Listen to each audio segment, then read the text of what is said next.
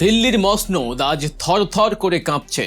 যে ছাত্র জনতা রোষানলে পড়ে 5ই আগস্ট বাংলাদেশের স্বৈরাচারী প্রধানমন্ত্রী শেখ হাসিনা ক্ষমতা ছেড়ে দেশ ছেড়ে একেবারে সোজা দিল্লিতে গিয়ে আশ্রয় নিয়েছিলেন, এবার সেই একই ছাত্র জনতার গণ অভ্যুত্থানের আগুনে পুড়ছে খোদ ভারতের রাজধানী।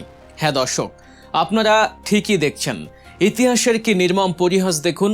24-এর গণ অভ্যুত্থানের সেই একই চিত্র, একই চরম উত্তেজনা এবার প্রবল বেগে আছড়ে পড়েছে নরেন্দ্র মোদীর রাজত্বে। গদি হারানোর ভয়ে ছাত্র জনতা তোপের মুখে রীতিমতো পেছনে দরজা দিয়ে লেজ গুটিয়ে পালিয়েছেন ভারতের দাপুটে প্রধানমন্ত্রী নরেন্দ্র মোদী। অবাক হচ্ছেন? বিশ্বাস হচ্ছে না? আজকের এই ভিডিওতে আমরা আপনাদের দেখাবো কিভাবে দিল্লি রাজপথে লাখো ছাত্র জনতা, কৃষক এবং বিরোধী দলের নেতারা মোদীর অহংকারের দুর্গ গুঁড়িয়ে দিতে এক কাতারে নেমে এসেছেন। রাহুল গান্ধী, প্রিয়াঙ্কা গান্ধীর মতো হেভিওয়েট নেতাদের কিভাবে মোদীর পুলিশ টেনে হিঁচড়ে প্রিজন ভ্যানে তুলছে, আর কিভাবে বলিউডের প্রথম সারির তারকারা মোদীর রক্তচক্ষু উপেক্ষা করে সরাসরি ছাত্রদের পাশে এসে দাঁড়িয়েছেন। সবকিছু রোমহর্ষক ও বিস্তারিত বিবরণ থাকছে আজকের এই বিশেষ প্রতিবেদনে। তাই কোনোভাবেই ভিডিওটি না টেনে একেবারে শেষ পর্যন্ত আমাদের সাথেই থাকুন, কারণ আজকের প্রতিটি তথ্য আপনার গায়ের লোম খাড়া করে দেবে। দর্শক, এই বিশাল গণ বিস্ফোরণের সূত্রপাত কিন্তু একদিনে হয়নি। ভারতের মেডিকেল ভর্তি পরীক্ষা বা নিটে যে পাহাড় সম দুর্নীতি, প্রশ্ন ফাঁস আর চরম অনিয়ম হয়েছে, তার প্রতিবাদে দীর্ঘদিন ধরেই ভেতরে ভেতরে ফুঁসছিল সাধারণ শিক্ষার্থীরা। তাদের একটাই সুনির্দিষ্ট দাবি, কেন্দ্রীয় শিক্ষামন্ত্রীর অবিলম্বে পদত্যাগ এবং পুরো শিক্ষা ব্যবস্থার খোলস বদলে ফেলা। কিন্তু অহংকারী মোদী সরকার তাদের এই যৌক্তিক দাবি কানেই তোলেনি। আর তারই পরিণতিতে আজ ককরোচ জনতা পার্টি বা সিজেপি এর ডাকে সাড়া দিয়ে হাজার হাজার তরুণ তরুণী, ছাত্রছাত্রী দিল্লির রাজপথ সম্পূর্ণ অচল করে দিয়েছে। সংসদ ভবনের বর্ষাকালীন অধিবেশন যখন চলছিল, ঠিক তখনই হাজার হাজার শিক্ষার্থীর চারদিকে গগন বিদারী স্লোগান, মোদি হটাও দেশ বাঁচাও। অবস্থা এমন বেগতিক হয়ে দাঁড়ায় যে পুলিশের কয়েক স্তরে নিরাপত্তা বলয়, লোহার বিশাল ব্যারিকেড সবকিছু তাসের ঘরের মতো ভেঙে পড়ে আন্দোলনকারীদের পায়ের তলায়। আর ঠিক সেই চরম মুহূর্তেই ভয় ও আতঙ্কে ভারতের প্রধানমন্ত্রী নরেন্দ্র মোদী তড়িঘড়ি করে সংসদ ভবনের পেছনে দরজা দিয়ে পালিয়ে যান। মোদীর এই পলায়ন বৃত্তি কিন্তু এখানে শেষ নয় দর্শক। প্রধানমন্ত্রী যখন ভয়ে পালাচ্ছেন, তখন বিরোধী দল কংগ্রেসের শীর্ষ নেতারা সরাসরি আঘাত এনেছেন মোদীর বাসভবনে।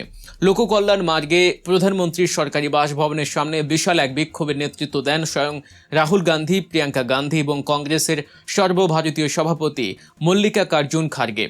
তারা মোদী সরকার এবং শিক্ষামন্ত্রীর পদত্যাগের দাবিতে সেখানে তীব্র অবস্থান ধর্মঘট শুরু করেন। কিন্তু ভয়ঙ্কর স্বৈরাচারী রূপ ধারণ করা মোদীর পুলিশ বাহিনী সেখানেও চালায় নজিরবিহীন তাণ্ডব। গণতান্ত্রিক ও শান্তিপূর্ণ এই রাজনৈতিক কর্মসূচিতে পুলিশ নির্দয়ভাবে লাঠি চার্জ করে এবং টিয়ার গ্যাস নিক্ষেপ করে পুরো এলাকা ধোঁয়ায় আচ্ছন্ন করে দেয়। শুধু তাই নয়, চরম আক্রোশে রাহুল গান্ধী, প্রিয়াঙ্কা গান্ধী সহ কংগ্রেসের অসংখ্য শীর্ষ নেতা কর্মীকে রীতিমতো টেনে হিঁচড়ে ধাক্কাধাক্কি করে প্রিজন ভ্যানে তুলে আটক করে দিল্লি পুলিশ।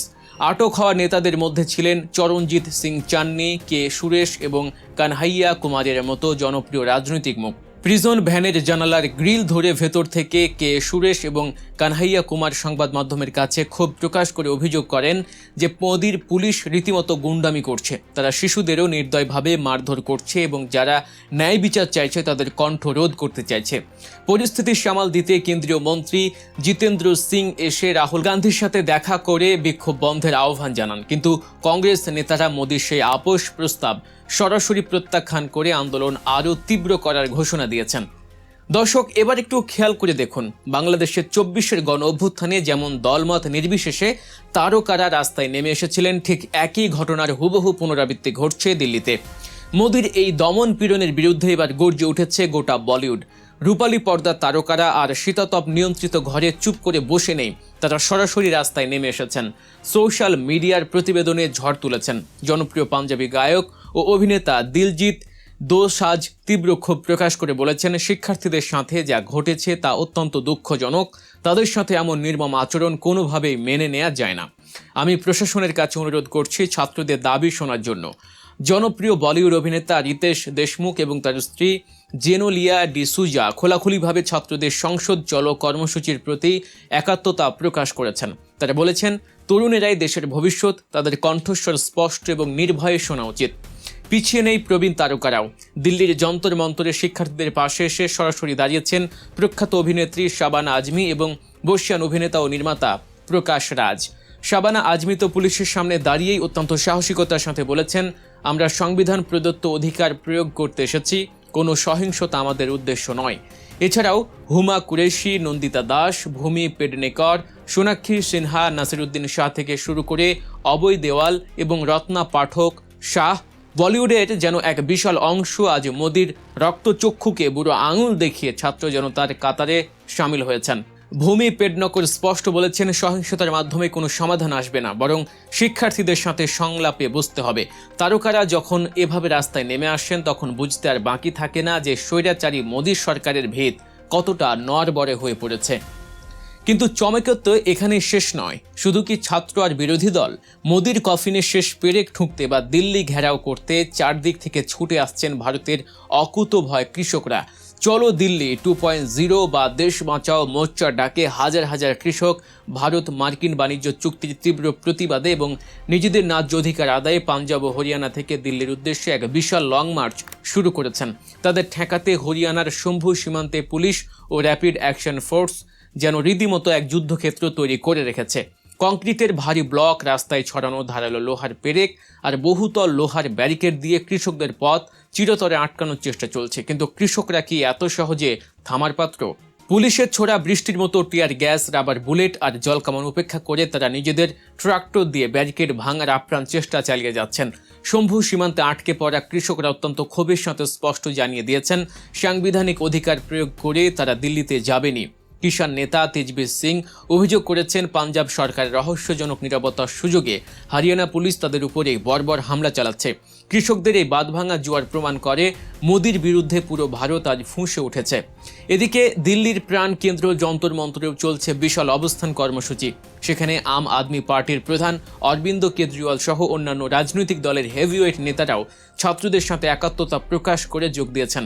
সব মিলিয়ে দিল্লির কনট প্লেস, শাস্ত্রী ভবন, রেল ভবন এবং রিজার্ভ ব্যাংক অফ ইন্ডিয়ার মতো গুরুত্বপূর্ণ ভিআইপি জোনগুলো এখন রণক্ষেত্রে পরিণত হয়েছে। কাঁদানে গ্যাসের ধোঁয়ায় আচ্ছন্ন হয়ে আছে দিল্লির আকাশ। চারদিকে শুধু সরকার বিরোধী স্লোগান, পুলিশের নির্মম লাঠিচার্জ আর রক্তাক্ত বিক্ষোভকারীদের আর্তনাদ।